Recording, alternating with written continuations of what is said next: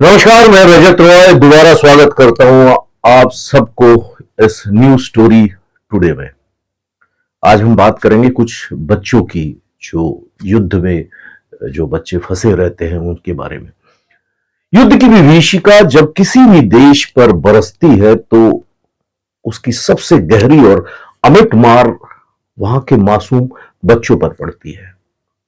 Iran का इतिहास और वर्तमान दोनों ही बच्चों के बलिदान, खोए हुए बचपन और उनके अदम्य साहस की एक दास्तान है जो रूह को कपा देती है। बहुत सालों से ईरान और उस एरिया में इस तरह के युद्ध चलते हुए आ रहे हैं। आप काफी समय से सुन रहे होंगे और इसमें बच्चों के ऊपर जो इफेक्ट पड़ता है उसके बारे में ही बात है। ईरान इराक युद्ध से लेकर अभी तक का जो वर्तमान संघर्ष हो रहा है, ईरान के बच्चों ने वो सब कुछ देखा है जो किसी भी इंसान को देखना बेसिकली नहीं चाहिए। यहां ईरान के बच्चों की उन कहानियों का थोड़ा बहुत विवरण हमने दिया है जो युद्ध के मैदान से लेकर उजड़े हुए घरों तक फैली हुई है। मासूमियत का अंत। देखो, 1980 में पहली जो दशक जब 80 में सद्दाम हुसैन की सेना ने ईरान पर हमला किया तो आसपास के सीमावर्ती शहरों जैसे खुर्रम शहर और आबादान में जो रहने वाले बच्चे हैं उनके लिए दुनिया रातों रात बदल गई। स्कूल जो कभी खिलखिलाहट से गूंजते थे मलबे के ढेर बन गए। बच्चों ने खिलौने की जगह में मिसाइलों के खोखे और गोलियों की आवाज सुनी। कई बच्चों ने अपनी आंखों के सामने अपने माता पिता को मरते देखा। वो 1980 के युद्ध में वो मनोवैज्ञानिक आघात, जो ट्रॉमा था, इतना गहरा था कि एक पूरी पीढ़ी शॉक की स्थिति में चली गई। खेल के मैदानों में अब भी बारूदी सुरंगें, लैंडमाइंस बिछी हुई थी जहां एक गलत कदम का मतलब हमेशा के लिए खामोशी थी। यह है युद्ध का माहौल और ऊपर से बच्चे जो वहां पर फंसे रहते हैं, चाबी वाले बच्चे। युद्ध के मैदान में किशोर बच्चे जो है ईरान इराक युद्ध में सबसे विवादास्पद पहलुओं में एक था कि बाल सैनिकों का ये उपयोग किया करते थे। हजारों की संख्या में 12 से 17 वर्ष के जो बच्चे हैं, स्वयं सेवक बल कहते थे, उसमें वो खुद से शिरकत किया था। उस समय उन बच्चों को अक्सर प्लास्टिक की छोटी चाबियां दी जाती थी जिन्हें वो अपने गले में पहनते थे। उन्हें बताया जाता था कि यदि वो युद्ध में शहीद हुए तो ये चाबी सीधे जन्नत के दरवाजे खोल देगी। क्या बात है। कुछ भी। इन बच्चों की कहानियां रोंगटे खड़े कर देती है। इनमें से कई बच्चों को बारूदी सुरंगों को साफ करने के लिए पैदल ही उन एरिया में, उन क्षेत्रों में भेज दिया जाता था जिससे ताकि पीछे आने वाले टैंक रेजिमेंट सुरक्षित निकल सके। सोचिए बच्चे को किस तरह से यूज किए। उन्होंने अपनी जान की परवाह किए बिना केवल देशभक्ति और धार्मिक विश्वास के नाम पर खुद को कुर्बान कर दिया था। ये सब स्टोरी, इस तरह की चीजें हमको सुनाई नहीं देती है, लेकिन ये सच्चाई है। हम सुन नहीं पाते हैं, कोई बताता नहीं है। मोहम्मद हुसैन वीरता का प्रतीक, जो 13 वर्षीय मोहम्मद हुसैन की कहानी है जो कि ईरान में के हर घर में नॉर्मली सुनी जाती है। जब उसने देखा कि दुश्मन के टैंक उसकी मातृभूमि की ओर बढ़ रहे हैं तो उसने अपनी कमर पर ग्रेनेड बांध लिया और एक इराकी टैंक के नीचे कूद गया था। इराक वॉर जब चल रहा था, उसकी इस कुर्बानी ने न केवल दुश्मन को रोका बल्कि पूरे देश के युवाओं में एक नई लहर पैदा कर दी थी।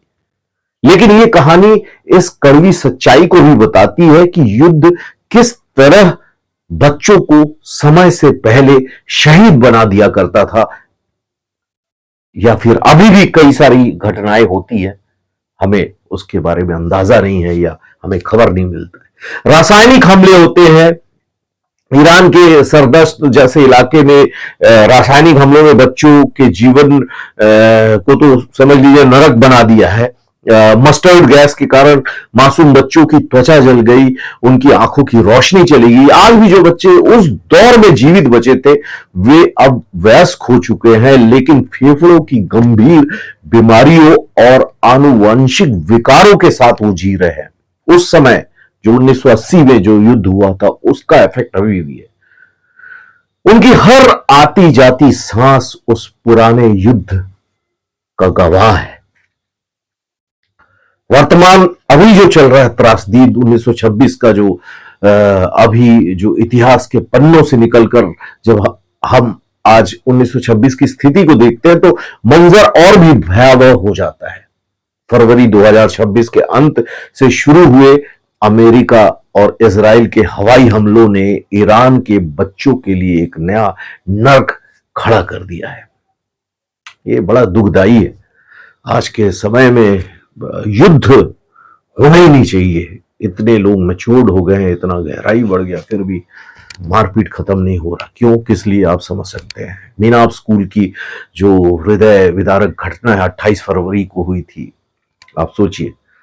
इस नए संघर्ष की सबसे बड़ी त्रासदी हुई दक्षिण ईरान के जो मीनाब शहर में ऑपरेशन एपिक फ्यूरी के पहले ही दिन सजरे तैयबा गर्ल्स एलिमेंट्री स्कूल में एक मिसाइल आकर गिर गई। इस हमले में लगभग 168 स्कूली छात्राओं की मौके पर ही मौत हो गई। ये वही बच्चियां थी जो अपनी किताबों के साथ अपने भविष्य के सपने को बुन रही थी, लेकिन एक धमाके ने सब कुछ राख कर दिया।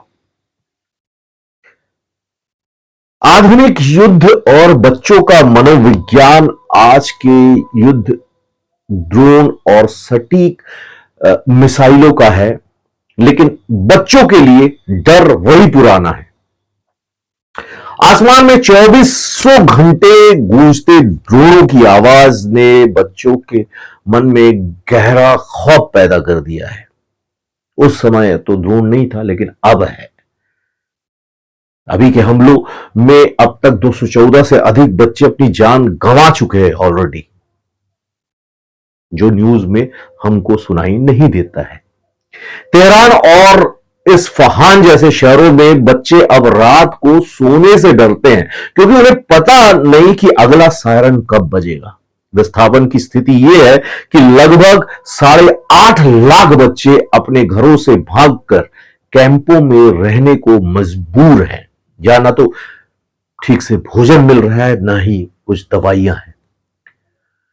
शहरों का युद्ध और बिजली पानी का संकट जब युद्ध मोर्चों से निकलकर रिहायशी इलाकों तक पहुंचता है तो घर भी सुरक्षित नहीं रहते। 1980 के दशक में खिड़कियों पर काली पट्टियां चिपका दी जाती थी ताकि रोशनी बाहर ना जाए, और आज 2026 में बिजली के बुनियादी ढांचे इंफ्रास्ट्रक्चर पर हमलों के कारण अस्पताल अंधेरे में डूबे हुए हैं। अभी तो डायरेक्ट इस तरह के अटैक हो रहे हैं, पहले जैसे नहीं रहा। अस्पतालों में इंक्यूबेटर में रखे नवजात शिशुओं की जान खतरे में है। सोचिए, क्योंकि बिजली की आपूर्ति निरंतर बाधित हो रही है, रुक रही है। स्वच्छ पानी की कमी के कारण बच्चों में बीमारियां फैल रही है, जो युद्ध की गलियों से भी ज्यादा घातक साबित हो रही है। अनाथ बचपन और खोया हुआ भविष्य, युद्ध केवल इमारतों को ही नहीं गिराता, वो परिवारों को भी उजाड़ देता है। हजारों ऐसे बच्चे हैं जिन्होंने अपने माता पिता को खोल दिया है। अनाथालयों में बढ़ती भीड़ इस बात का प्रमाण है। बढ़ते जा रहे हैं बच्चे कि युद्ध के घाव पीढ़ियों दर पीढ़ियों तक चलते रहते हैं। शिक्षा, जो किसी भी बच्चे का मौलिक अधिकार है, पूरी तरह से छिन चुकी है। स्कूल या तो मलबे के ढेर बन गए हैं या उन्हें सैन्य ठिकानों या शरणार्थी शिविरों में बदल दिया गया है। एक पूरी पीढ़ी ऐसी तैयार हो रही है जिसके हाथों में कलम की जगह मलबे के पत्थर है। क्या निष्कर्ष निकल रहा है? ये बेसिकली ये मानवता की हार है। चाहे वो ईरान की जो भी युद्ध की कहानियां, वो चाहे 40 साल पुरानी हो या आज की हो, केवल राजनीति या सीमाओं की ही नहीं है। ये कहानियां उन आंखों की है जिन्होंने आसमान से सितारों की जगह आग के गोले को गिरते हुए देखा। ये उन नन्हे हाथों की दास्तान है जिन्होंने अपनी ही उम्र के साथियों को दफनाया। ईरान के बच्चों की ये दर्द दुनिया के लिए एक चेतावनी है। युद्ध की मेज पर बैठे लोग अक्सर भूल जाते हैं कि उनके फैसलों की सबसे बड़ी कीमत वो मासूम चुकाते हैं जिनका राजनीति से कोई भी सरोकार नहीं होता है। 2026 का ये संघर्ष एक बार फिर मानवता के माथे पर कलम की तरह उभर रहा है, जहां पर मासूमियत को बारूद की भेंट चढ़ाया जा रहा है। हमें यह समझना होगा कि हर गिरती मिसाइल केवल एक लक्ष्य को ही नहीं भेजती, बल्कि एक बच्चे के भविष्य और उसके विश्वास को भी मार देती है। सॉरी। ईरान के बच्चों की ये व्यथा दुनिया के हर कोने में सुनी जानी चाहिए, ताकि भविष्य में किसी और बच्चे को स्वर्ग की चाबी या बम धमाकों के साए में जीना ना पड़े। हम सब मिलकर शायद कुछ भी नहीं कर सकते, बस सोशल नेटवर्क में हम कह सकते हैं, प्रार्थना कर सकते हैं कि युद्ध जल्दी से जल्दी खत्म हो जाए। समझ में तो नहीं आता क्यों अभी भी लोग किस चीज के लिए दौड़ रहे हैं, क्या पाना चाहते हैं इतने इतने मासूमों को मारकर, पता नहीं। खैर, कमेंट करिए। चलिए मिलकर कहीं से तो शुरुआत किया जाए, जिससे इस संसार में, इस पृथ्वी में शांति, सुख और लोग प्यार मोहब्बत से रहे। समय